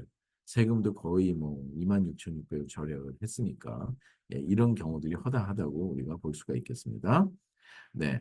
그리고 이거는 이제 기본적으로 이제 다른 분인데 연 인컴이 29만 불 나오시는 분을 21만 불을 공제를 하게 해서 8만 달러로 떨어뜨려서 재정 보조를 거의 한 6만 불 이상을 더 받게 한 그런 실질적인 케이스입니다. 예. 예. 그래서 여러분들이 우리가 이제 기본적으로 생각을 해 봐야 될 것이 얼마나 공제할 수 있냐. 그러니까 가장 굉장히 중요한 키포인트예요. 아이디어가 없기 때문에 IRA 넣고 401k 넣고 이러시는 거예요. 아이디어가 있는 분들은요. 여기서 보면 이 빨간 줄로 근 거는 오히려 재정보조에 이런 플랜을 내가 사용을 하게 되면 그 불이익을 당하게 되는 플랜들이고요. 이건 다 찍혀서 나오기 때문에 나머지 있는 부분들은 뭐 나이가 부모가 50세가 됐다. 제일 나이 많은 사람 기준으로 하겠죠. 그러면 맥시멈 뭐 여기 33만 불까지도 공제를 할 수 있는 이런 플랜들이 있습니다. 플랜이죠. 이 안에 이제 프로덕이 들어가는 거고. 그러니까 이게 어마어마한 그 혜택을 받을 수 있는 거를 우리가 이제 받지 못하는 그런 경우들을 많이 겪는다고 볼 수가 있겠죠. 굉장히 구체적인 케이스를 보여주시면서 사례를 보여주시면서 또 사전 플래닝의 좀 중요성을 강조해 주신 것 같은데요. 그렇다면 이렇게 좀 가정 상황에 따라서 이 사전 준비를 언제부터 좀 시작을 해야 될지 뭐 뭐 당연히 빠를수록 좋겠죠. 뭐 그렇다고 뭐 초등학교 때부터 하라는 말은 아니고 일단은 재정 보조라는 거는 대학을 등록하는 순간보다 수입이 2년 전이니까 최소한 3년 전에는 해야죠. 예, 그러니까 보통 10학년 올라가면서 재정보조 신청을 해서 예를 들어서 준비를 사전 설계를 하는 게 가장 이상적이지만 더 좋은 거는 이제 입학 사정이랑 연관이 돼 있잖아요. 그죠? 예. 등록을 선호하는 학생한테 재정보조를 더 많이 줄 거 아니에요. 우리가 말하는 재정보조에는 에버리지란 말을 써요. 에버리지는 100명 중에 50명은 정말 그 퍼센테이지만큼 준 거고, 25명은 25%는 더 준 거고, 25%는 덜 준 거고요. 그래서 이거는 이제 코넬에서 얘기한 거를 저희가 직접 활용한 거예요. 거긴 그렇게 해요. 예, 그런데 그 기본적으로 그런 입학 사정이 들어가 있기 때문에 아이를 엑스레이를 찍어서 고등학교를 진학하는 순간서부터 준비를 하시는 게 가장 좋다고 봅니다. 예, 물론 당연히 이제 3년 전 굉장히 이제 시작부터 준비를 하는 게 좋겠지만 현실적으로 이렇게 또 사는 게 그렇지가 않잖아요. 하다 보면 또 이렇게 놓칠 수도 있고 실수를 할 수도 있고 그렇잖아요. 그러다 그렇죠. 보면은 예. 또 재정보조금이 좀 잘못 나오거나 이거를 뭔가 만회해야 될 어떤 상황이 생길 수가 있는데 그럴 때는 어떻게 좀 핸들링을 해야 할지. 그래서 재정보조 신청이 늦어진 경우, 신청이 늦어졌다고 못 받는 건 아닙니다. 신청을 했는데도 못 받는 게 더 문제가 되는 거지. 예를 들어서요. 예, 재학생들은 신입생은 그래도 학교에서 야, 못 빠졌다, 못 빠졌다 이렇게 하고서 연락들이 와요. 그래서 뭐 좀 제출해 줄래? 왜냐면 그만큼 관심이 있는 거야. 예. 그 떨어질 애들은 묻지도 않습니다. 그런 걸 예를 들어서. 예. 그런데 재학생들은요. 학교에서 어떻게 보면 실수해 주길 바라죠. 왜냐면 모든 서류가 갖춰져야지만 이 재정 보조에 대한 이밸류에이션이 들어가요. 그 전에는 케이스를 오픈도 안 한다는 걸 알아야 돼. 근데 2학년 올라가면서 엄마 나 저 한국에는 고모 집에 좀 다녀올게. 그리고 나 팹사 신청 다 했거든. CSS랑. 그러고 갔어. 그랬는데 나중에 보니까 학교에서 요 한 장짜리 있어요. Non-tax filers income verification form이라고 학생 보고 너 인컴 없었어? 없었으면 없었다고 사인해서 하나네. 그 한 장 때문에 재정보조 자체가 그냥 홀딩이 되고 이밸류에이션 자체가 검토 자체가 되지 않은 거예요. 그래서 부랴부랴 그냥 난리 나서 튜이션 나와갖고 그거 어떡하냐고 학교에 가서 서류 이제 냈더니 학교에서 말이 아, 그래, 재정부조 줄게. 그런데 작년보다 2만 달러가 적게 나왔어. 그래서, 아니, 우리가 가정의 형편이 하나도 변한 게 없는데 왜 2만 불이 적게 나면, 네 말이 맞다. 근데 우리 돈 다 떨어졌거든. 이런 경우들이 가끔 있습니다. 그렇기 때문에 굉장히 우리가 신중해야 되고, 그리고 신청 마감일을 놓친 경우에도 무조건 모든 걸 파일을 다 해줘야 돼요. 다 해주고 가정에 또 스페셜 서컴스턴스 같은 걸 우리가 들 수 있죠. 수입이 적어졌다든가 아니면 메디컬 비용이 굉장히 높아졌다든가 아니면 아버지가 그 직장을 잃었다든가 뭐 여러 가지 변동사항이 있을 수 있는데 그거를 어떻게 잘 포장을 해서 학교와 어필을 할 수 있는지에 따라서 많은 차이가 난다고 우리가 보겠죠. 근데 어필이 이제 일반적으로 종이에다가 우리가 막 너무 힘들거든요. 그래서 꼭 도와달라 뭐 이런 식으로 어필. 그게 한두 장이 들어오는 게 아니에요, 학교에는. 그래서 A라는 애, B라는 애, C라는 애가 다른 각도에서 그 동일한 어필을 우리가 했을 때 거절 레터가 나오는 게 거의 90% 이상 된다고 보시면 돼요. 그래서 그 레터를 이렇게 같이 이렇게 겹쳐서 햇빛에 보면 날짜, 이름, 주소만 다르고 토시 하나 안 틀리고 똑같은 경우가 많습니다. 그러니까 1차 서신은 거의 거절된다고 보시면 되고요. 전략적으로 해야 됩니다. 이게 이제 등록할 때까지 이게 한 달이 남은 거냐, 아니면 지금 등록 중인 거냐, 아니면 뭐 2, 3주 뒤에냐. 그러면 이거를 아이 이름으로 어필을 서신 작성하는 게 더 도움이 될 거냐, 부모 이름으로 하는 게 더 도움이 될 거냐, 이런 거를 다 따져야 돼요. 그리고 어필이 한번 들어가면 거기에 대한 전략도 있어야 돼요. 예를 들어서 어필을 해놓고서는 나머지 모자란 등록금 먼저 다 내버렸어. 그러면 해줄 이유가 없잖아요, 대학에서. 예를 들어서. 예, 왜냐하면 론도 융자도 재정보조예요. 예. 그래서 그걸 또 처리하는 방법들이 있습니다. 그거를 어떤 방식으로 해야 돼? 그거는 이제 가정의 형편마다 조금씩 다르거든요. 그래서 제가 일률적으로 얘기해 버리면 그걸 또 활용을 해갖고 잘못해서 된 사람 그 일이 풀리지 않았다면 그 도의적인 그 퍼블릭 리스폰시빌리티는 제가 져야 되는 거니까 그렇게 할 수는 없고 그런 여러 가지 상황이 있으신 분들은 따로 연락을 우리가 우리 contact at AGM Institute Awards 있지 않습니까? 거기로 연락을 주시면 예, 개인적으로 좀 알려드리는 방법을 하겠습니다.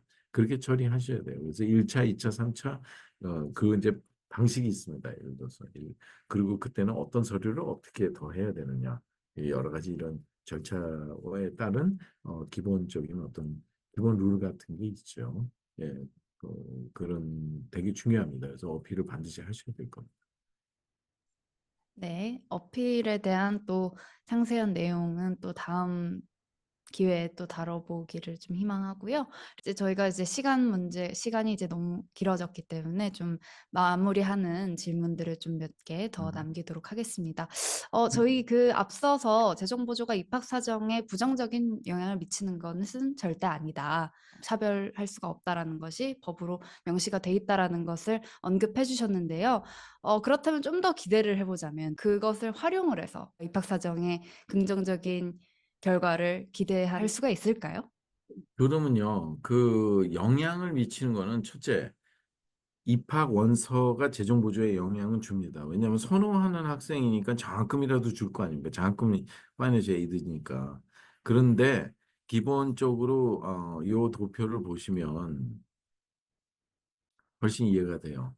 그 파이낸셜 에이드 자체는 칼리지 어드미션에 영향을 주지를 않습니다. 근데 칼리지 어드미션 관계는 파이낸셜 에이드에 영향을 주겠죠. 그죠? 예, 이거는 우리가 기본적으로 이해할 수 있는데 그 제일 중요한 게 이 어드밴티지입니다. 어떻게 우리가 이걸 활용을 할 수 있을지. 파이낸셜 에이드를 활용을 해서 칼리지 어드미션의 디시전에 영향을 줄 수는 있어요.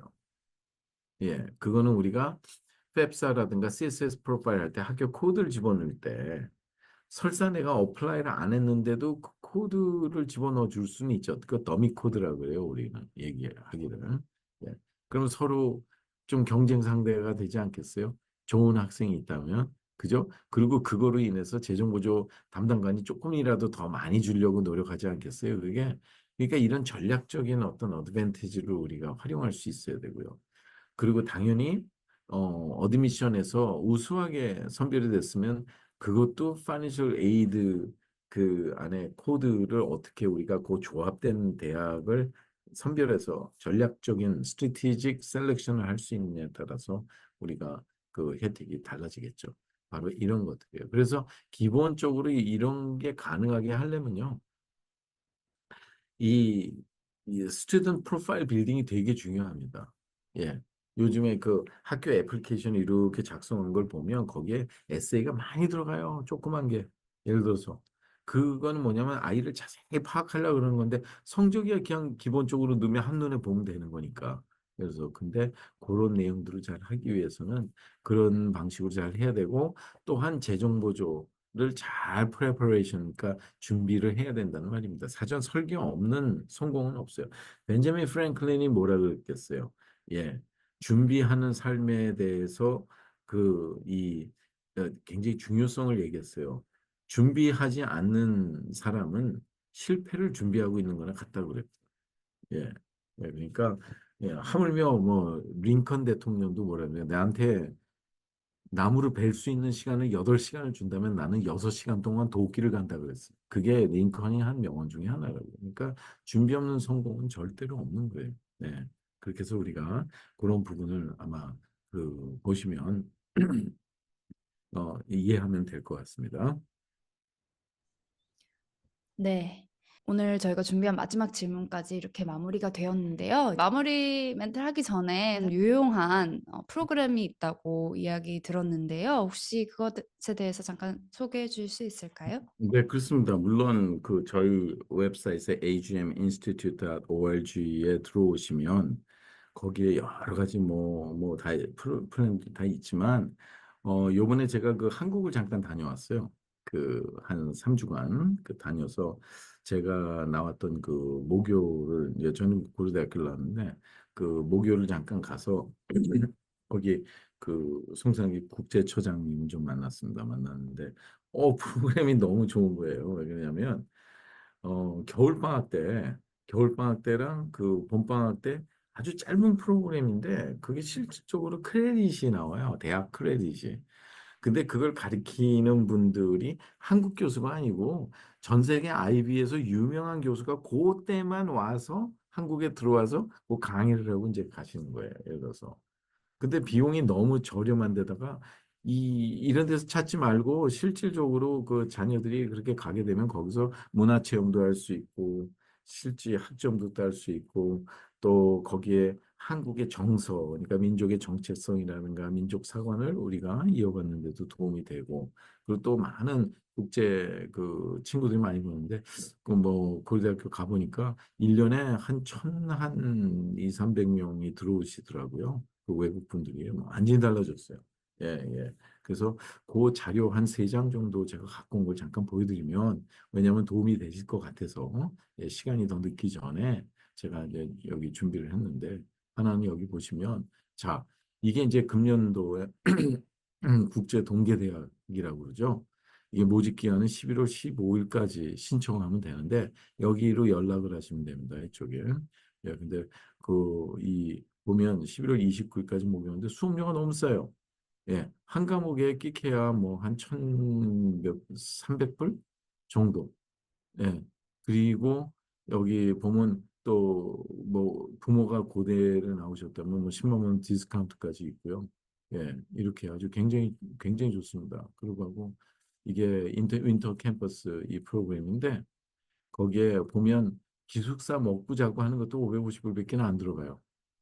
공항에서 다 픽업해주고 라이드 다 주고 예 그리고 뭐 전국도 막 다니고 막 그러더라고요. 굉장히 좋아요. 예 프로그램이 너무 저렴하고 좋은 것 같아서 학생들한테 이 짧은 기간에 대부분 보면 애들 딴데 하는 것보다는 이렇게 크레딧 아웃도 쌓고 입학 사정에서 준비하는 게 좋을 것 같다는 생각이 들고요. 그다음에 이제 이거는 이제 여름 학기죠. 여름 학기는 좀 길어요. 뭐 6주짜리 뭐 4주 그래갖고 그래도 뭐 해봤자 뭐 튜이션 해봤자 뭐 한 과목 1340불밖에 안 하는데 그- 그리고 뭐 기숙사 먹고 자는 거 해봤자 뭐 배가 한 1000불 정도 들어가면 되니까 거의 뭐 진짜 거의 거저가 아닌가 하는 생각이 듭니다. 그런데 이 전 세계 지금 벌써 그 대학에 뭐 과에 따라 다르지만 한 70위까지도 올라갔으니까 이런 게 크레딧 아워 따고 또 이거 이렇게 여름하고 동계를 같이 하면요. 준 얼럼나이 자격을 부여해요. 평생토록. 예. 그래서 고대 얼럼나이가 되는 거예요. 그러니까 좋죠. 그래서 이런 좋은 기회가 있기 때문에 이 부모님들이 요거 잘 메모해 두셔서 잊어버리지 않으시면 굉장히 도움이 많이 되실 거라고 봅니다. 네, 리처드 명 대표님과 얼룸나이 동문이 되고 싶으시다면 이 프로그램 신청하시길 바랍니다. 네, 이렇게 오늘 자녀의 미래가 달라질 수 있는 재정보조. 이제 저희 또 세미나 타이틀이 그거잖아요. 성공적인 재정보조가 자녀의 미래를 바꾼다고요. 이렇게 저희 세미나 꼭 내용 꼭 숙지하셔서 많은 분들이 성공적인 재정보조 받으실 수 있길 기원합니다. 네, 저희 중앙일보는 많은 분들께 유용한 정보를 드리기 위해서 정기적으로 특별 세미나 자리 만들고 있는데요. 앞으로도 쭉 관심을 가져주셔야 또 다른 세미나로 찾아뵐 수 있겠죠. 다음에 기회 된다면 오늘 좀 다루지 못했던 내용들도 좀 더 보완하는 시간 가질 수 있으면 좋겠습니다.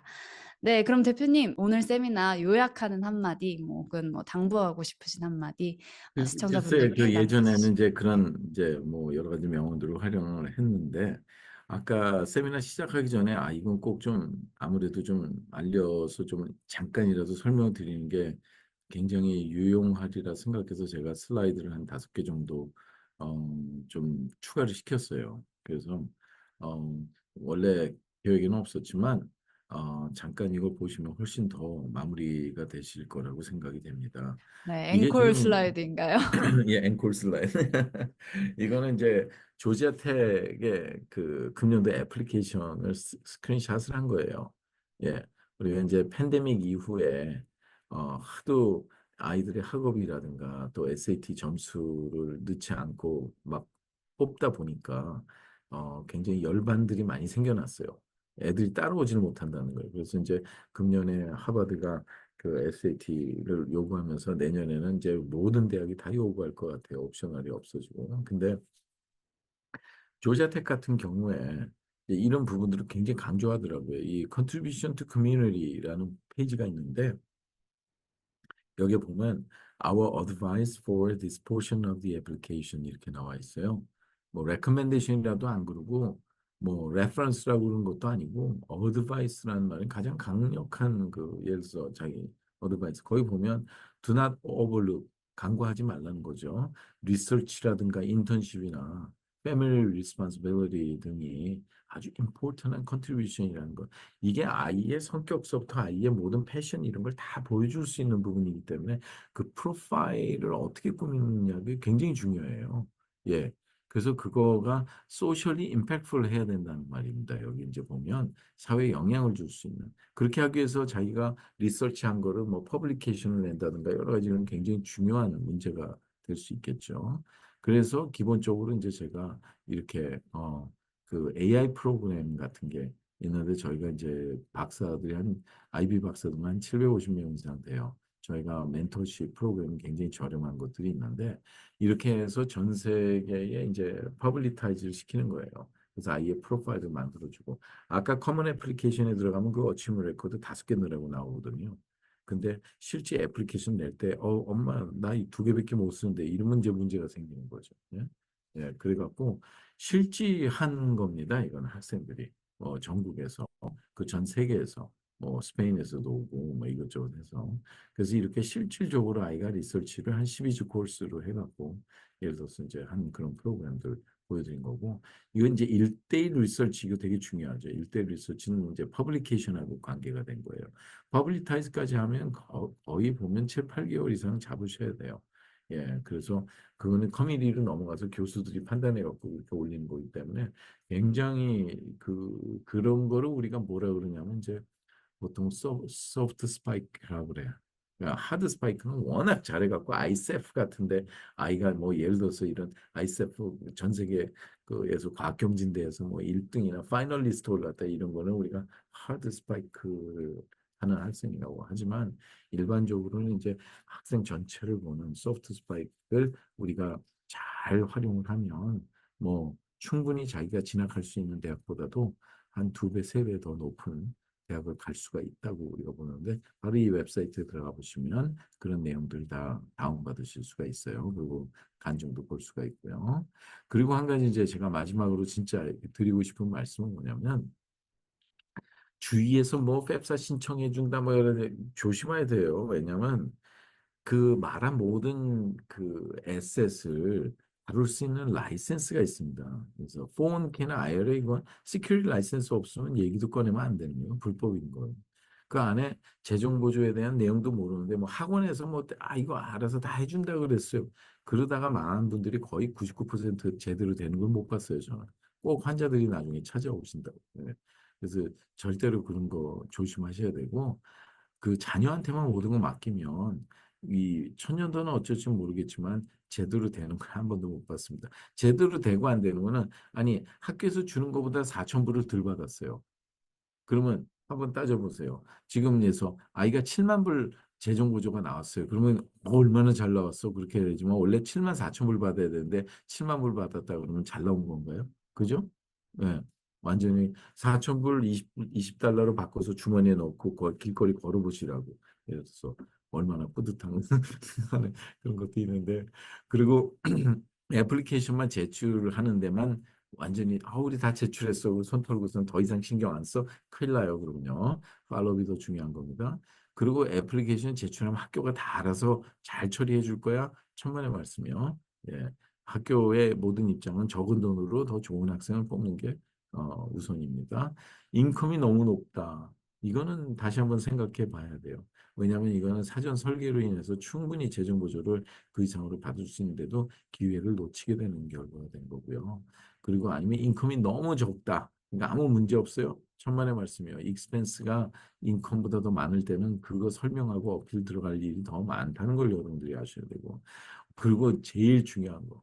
애플리케이션 쓸 때 재정보조 신청하면 합격 떨어질 것 같아 갖고 우리 재정보조 필요 없다고 막 하면 그 해 못 받습니다. 안 줍니다. 재정보조를. 예, 그러니까 이거 굉장히 중요하게 생각하시고 그리고 오늘 세미나 참석하신 분들에 한해서 연락을 주시면 제가 셀프 이밸류에이션 폼을 보내드릴게요. 예, 이게 뭐냐면 프리 카피입니다. 굉장히 중요한 거예요. 여기가 시작서부터 마칠 때까지의 모든 순서에 대한 걸 내가 얼마나 정확히 알고 있냐 아니냐를 검증해 볼 수 있는 셀프 이밸리에이션 폼입니다. 예, 그래서 이거를 해서 검증해 갖고 모든 거를 다 정답을 맞히기 전에는 제대로 재정 보조를 받을 수 없다는 사실만 여러분들이 감지를 하면 되겠습니다. 그래서 기본적으로 어, 뭐 여기 연락처가 있으니까 이 사진 하나 나중에 찍어두시면 다시 리플레이 하시면 많은 도움이 될 거라고 여기집니다. 그래서 뭐 오늘은 너무 좀 길어진 것 같긴 하지만 그래도 한순간순간마다 전해드리고자 하는 이 메시지 굉장히 중요한 내용들이거든요.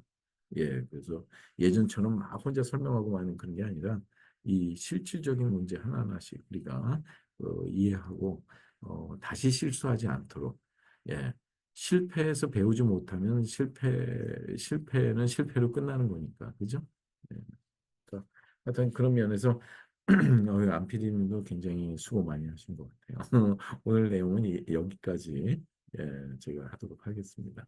추가로 혹시 궁금하신 점 있으면 댓글 혹은 AGM 인스티튜트에 언제나 문의 주시면 친절히 답변 영 대표님이 직접 해주시나요? 네. 되게 이제 그러니까 댓글을 주셔도 이게 개인적인 거 아니에요. 그러니까 개인적인 거기 때문에 사실 댓글에서 제가 답장을 드릴 수 있는 범위는 굉장히 축소가 되거든요. 그렇기 때문에 사실은 아까 그 contact at agminstitute.org로 개인적인 거는 개인 이메일로 여쭤봐 주시는 게 훨씬 더 제가 자세히 답변해 드릴 수가 있습니다. 네. 이제 개인적인 내용은 직접 AGM으로 문의 주시면 되겠습니다. 네, 너무 긴 시간 동안 전 아까 이제 마무리하는 멘트를 했었는데요. 사실 하나의 세미나를 더 한 것 같은, 추가 세미나를 한 것 같은 그런 느낌이 없지 않아 드는데, 네, 이렇게 긴 시간 동안 끝까지 함께 해주신 시청자 여러분께 감사하다는 말씀 드리면서 오늘은 저희 이만 인사드리도록 하겠습니다. 너무 고생 많으셨고요. 시청해주신 여러분 감사합니다. 네, 감사합니다.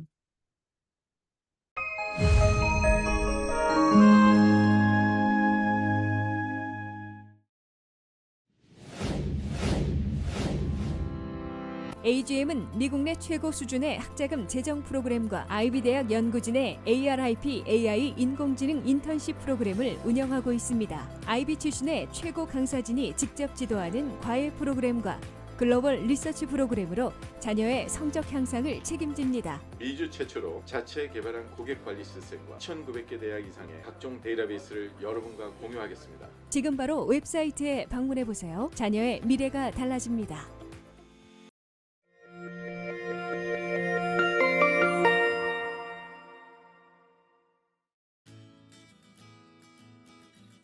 Hello everyone, my name is Blanca and my home university is Complutense University of Madrid in Spain. My name's Nathan. I'm from the University of Queensland in Brisbane, Australia. Hello, my name is Connor Fody. I go to Villanova University in the United States. I'm originally from New Hampshire. Xin chào everyone, my name is Hoàng Mỹ Thanh Lê and I am a Vietnamese American second year college student majoring in supply chain management and finance at the University of Houston in the United States. Learning abroad has been my dream since 2019 and 5 years later, here I am now turning my dream into a reality. I've always wanted to come to Korea. It's been on top of my list for a while now. And I've always wanted to do international study, and KU offered really good courses, really good programs, and had a high reputation as well. And it was one of the schools that had the courses that I wanted specifically and the teachers that I wanted too. So over the summer, I really wanted to get some new experiences and step out of my comfort zone. I couldn't find a better place than Korea. Specifically, Korea University has a robust business program, which I was looking for to kind of dip my toes into international business. So I definitely considered a lot of countries and places in mind. However, Korean University offered a buddy program, and as someone traveling alone, I really wanted to get out of my comfort zone and make new friends. And I also love the architecture buildings that Korean University. I wanted to practice Korean during my summer break so I wouldn't forget it all. And I wanted to come to a college with a good Korean program. KU Korean program was the one that I was most attracted to. I'm taking 3 courses actually. I'm taking political economy, I'm taking organizational behavior, and I'm taking beginning Korean 1. My favorite part about the courses, there's so much to say about them, but the variety of perspectives that are taught, these are things that since these people are coming from all over the world, I'm learning from all new perspectives, and it's stuff I could never have done without ISC. So I'm taking Introduction to Artificial Intelligence, which is completely unrelated to my major, but I wanted to learn a different concept. I wanted to explore something new, and I wanted to take something that would challenge me and force me to get out of my comfort zone. And I think what I like the most about the course is that my professor is very open-minded and hosts a lot of group activities. During the program, I took Intermediate Korean 1 with Professor Lee Jin-young. And it was a very nice experience. Thanks to the program, I think I've gained confidence enough to practice Korean outside while I'm here and not only sticking to English. The course I'm taking currently is an Introduction to Machine Learning. It's a 6-week program. It's quite intensive, but I quite like the study load. It's not too unmanageable. It's very easy to manage. For what I've learned from it is quite a lot of different models and ways to implement machine learning in a day-to-day scenario. I would not have learned these things from my home university, I know, so the syllabus is a bit different, but it is very interesting to learn, especially from my lecturer who's actually from University of Arkansas. So it's really nice to have international lecturers as well, which is really cool. So most of my memorable experiences involved food, karaoke, and people. Shout out to Skylar, Grace, Elizabeth, Anora, Sota, Hyunu, my KU buddy, and so many more people that I met during the program that made my experiences so much more meaningful. So one of the cultural activities that I really enjoyed was the baseball game because it is so much more different than American baseball games. In American baseball games, you usually sit down a lot, but in Korea University games, you have to exercise a lot and you have to stand up and cheer. I have 1,000 memorable experiences from all the cultural events, from the comedy show going up on stage to ice skating with KU's hockey team. Also just making new friends. Everyone here is so nice and welcoming. It's easy to just walk up to someone, strike up a conversation, and you make a new friend for forever. One of my most memorable experiences so far have been from the Cultural Day activities offered by KU and also the Buddy program. From the Cultural Day activities, my top one so far has been the baseball game. It was very, very exciting. I've never actually watched baseball before, yet alone live, and it was a very, very big event for me. Yeah, I have many wonderful memories here, but I think that out of them all, the most precious ones are the one I have with the Buddy program, especially the day we went to Everland together. It was such a fun and happy day, so I'm really happy. Yeah, if you're coming to KU, you're making the right decision because everyone is so welcoming here. So my advice is that you do your best in your courses, but also make sure to make some time for yourself so you can look around Seoul, around campus, and apply to the Buddy program. If you're considering this program, you're doing the right choice. Another thing is, like, before coming, I would recommend to plan your days out. Not fully, always leave time for yourself, but like have a list of things you want to do, and don't get too involved into your studies too much. Take it easy, but you'll be fine. If you're considering this program and when you decide to do this program, say yes to things. It's very easy to try to stay inside of your comfort zone, but learning starts when you leave your comfort zone. So say yes, give it a try. And also have a budget, because I've spent so much on banana milk, I could not tell you. So my best advice would be if you're trying to find excuses not to study abroad, just stop making them. There is not a better way to learn about the world around you than to go out there and explore it by yourself. My parents actually, they were not very supportive of my decision to study abroad because they were worried about my safety. And I had a lot of fears too. However, I needed to learn how to control those fears. I never wanted to let my fears control me. So in order to do that, I stepped out of my comfort zone, I came to Korea University, and now here I am. So this is your life, come out and make the most out of it.